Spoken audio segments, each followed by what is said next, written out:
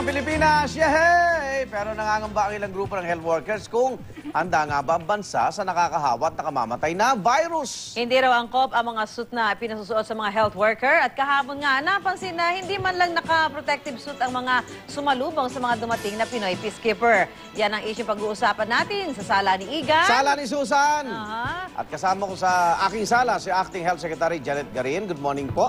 Good morning po. Ayan. Good morning. At sa'yo naman. Sa sala ko naman, narito si Josel Ebesate, ang presidente ng Alliance of Health Workers. Good morning, sir. Good morning po. Good morning. Ayan, oh. Okay, unahin muna natin ng Department of Health. Ayan, kay Acting Secretary. Yung pagsalubong ng mga UN peacekeeper na galing Liberia, yung mga welcoming committee, wala daw protective gear, pakipaliwanag at baka mangamba. Tapos yung 1 meter distance, ano? Di ba sila sakop daw po ng protocol? Ayan. Unang-una po, pagkasasalubong ka sa isang tao na wala namang sintomas ng Ebola, hindi po kailangan sumuot ng personal and protective gear.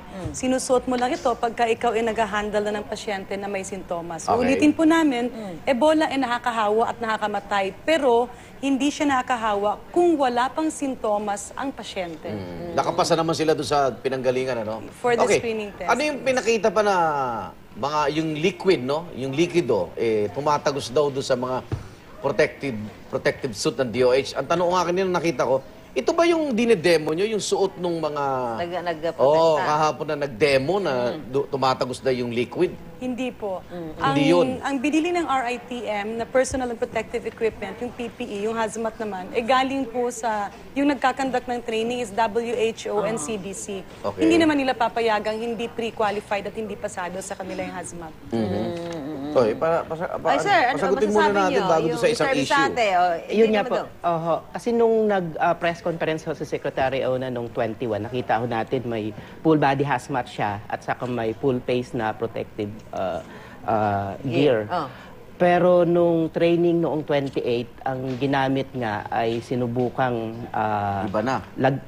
Iba na po. Tapos, nung nilagyan ng ating mga kasamahang health worker ng tubig, tumatagos. At supposedly, yun daw ang gagamitin at i-distribute sa mga public hospitals. Galing Department of Health. Yung pinagamit sa kanila doon sa training. Opo.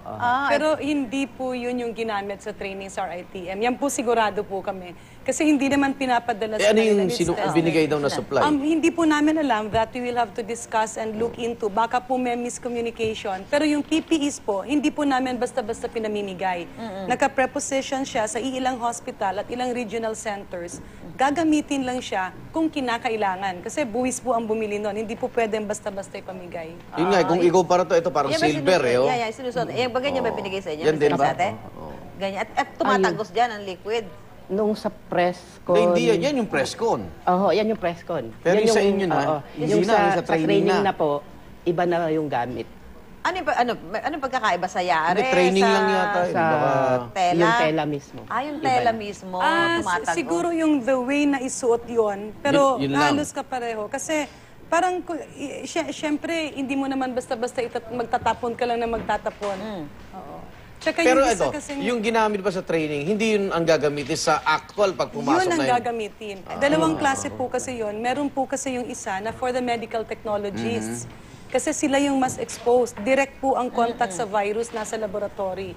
For the health workers, ibang klase Iba po pa. yun. Baka hindi ba nagkaiba? Mr. Bisate? Yan ba yun? Hindi yan. Hindi, Yan yan yung tumatagos eh. Hindi po yung yan. parang bukas sa likod.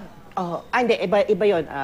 OR gown yung isa eh. Pero yung isa... sinasabi nga po, iba daw yung susuotin sa laboratorio. Doon sa Tsaka yung sasalubong. iba yun sa nasa labas. Tama ho ba? Yes, yung health workers. Pero pareho po itong hindi na-penetrate ng Paano, fluids. sir? Dapat, kasi po ba, yung nangyari pong transmission sa dalawang nurses sa Texas, ay yung ginamit yung ginamit doon is katulad nung ginamit sa training. Pakipos.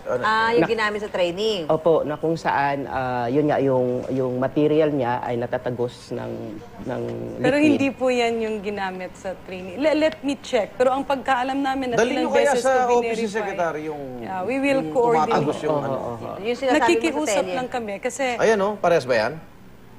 Magkaiba po. Magkaiba yan eh. Iba yung tela niyan eh. Kasi yung nasa rally, mukhang hindi naman ata, I'm not sure, baka po hindi hazmat suit. Baka yung nasa kanan eh, Pang OR lang siya, yung pang parang United ordinary Nation, tapos yung nandito sa kaliwa, yung 168, ano ba? Hindi, kasi ang itsura niya kasi. Ito bakit naman nasa rallying to? Ito ba yung sinasabi niya, Mr. Bisate? Opo, yun yung ginamit ho sa Training. Opo. Yan yung ipamimigay. Ayan, tingnan niyo, pareho ang material. Nung Hindi natin sa training. makikita kasi ng Yung visual eh. signature, Oo. yung pa. Dalhin nyo na lang po sa office para malaman kung yun nga, baka iba nga yun sa... Kasi minsan sa demo, iba rin eh, di ba? Hindi, tsaka minsan, pareho yung kulay, kung kunyari sa TV, pero pag lumapit ka na, hawakan Magkaiba mo na yung yun. tela. Pero ito pong Kaya hawak kayo ng mainit health eh. workers, hindi official yan o yan yung gagamitin nila?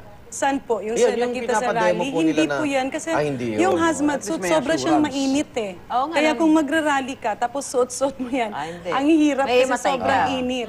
Okay, lipat po tayo dun sa, ayun, yung dahilan ng pagkaka-leave ni Secretary Ona, yung ano daw po, yung bakuna sa pneumonia. Ayan, kailan daw po magsasalita si na Secretary Ona at Asik Tayag? Nag-release naman po ng statement Mga si statement. Secretary Ona. Yung request ko lang po dyan kasi meron naman pong investigating body, sila po yung may expertise. Okay. We better leave it to them. Kasi ang ginawa lang ng DOH, kinuha na nga namin lahat ng papel, isusumite, at tinitingnan nga ang proseso. May mali ba, intentional ba, o hindi ba intentional? At meron bang masamang naidulot?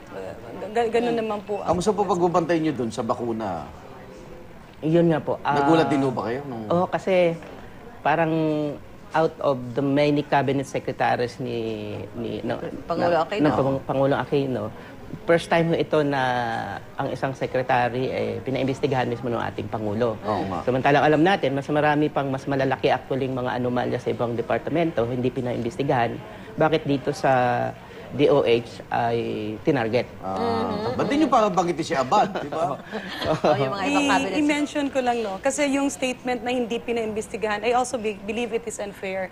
Kasi lahat naman po ng pumapasok na balita o reklamo, whatever, talaga naman pong tinitingnan. Oo. Pero kung nakikita na wala naman pong basihan, bakit ka pa mag-waste ng resources?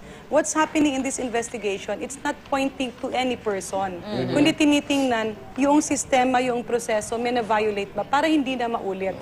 Wala sa issue nung kung sino nagbulsa. Parang walang ganun eh, no? Yung ano kasi doon is kung may pera ang gobyerno, gagastusin mo yon sang-ayon sa kung kanino at saan makakaroon ng mas malaki at malawak na benepisyo ang taong bayan. Pero kayo hindi rin ho kayo na ano sa intriga. Pati sa pork barrel scam. Anong masasabi niyo po? Parang Sinasabi parang na ano kinabang ngayon? din eh, no? Parang panahon ngayon ng Department of Health. Unang-una nga po, hindi po tama na idawit yung Department of Health sa ganito. Pero let me categorically state, hindi po ako kasama sa pork barrel scam. Wala po ako doon sa Napoles issue na iniimbestiga at wala po ako ni isang kusing o ni piso na nilagay sa NABCOR.